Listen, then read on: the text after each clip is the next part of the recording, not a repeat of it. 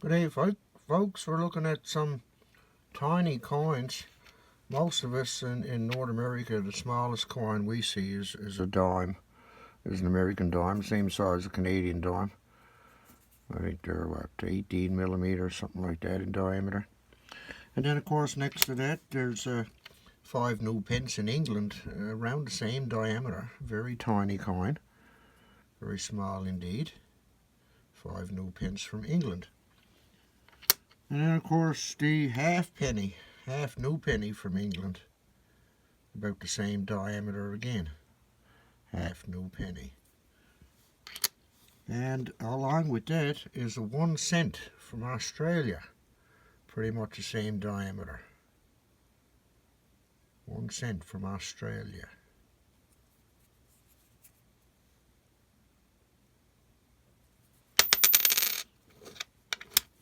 Now there's some also too about the same size. 10 filler from Hungary, or filair, or whatever you pronounce it. Excuse me if I'm not pronouncing it right. 10 filler, this is from Hungary. Very small coin. It's actually a little bit bigger, I think, than the dime, but it's made out of aluminum. So it's very cheaply made. And where metals are becoming more and more expensive, they have to look for cheaper ways to make currency, you know. And about the same size diameter as the half penny. There's this little fellow.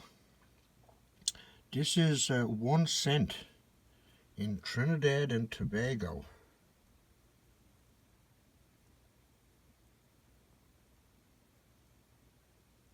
$1 in Trinidad and Tobago. It's a very tiny coin as well, but now around the same size, just slightly larger. In Jamaica, this is $1.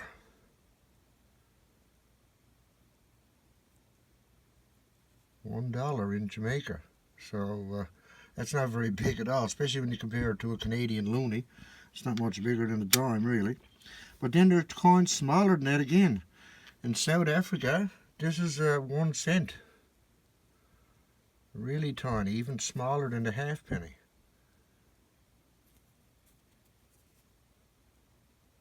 $1 in South Africa. And along with that, there's a slightly larger. There's a 5 cent from South Africa. Very tiny coin. Smaller than a dime. But it's 10 cents in South Africa, certainly. It looks like it's made out of brass. And the last one on the list is this one. This one is 10 cents. Oddly enough, it says 10 cents, but it's much smaller than the dime. And Queen Juliana from the Netherlands.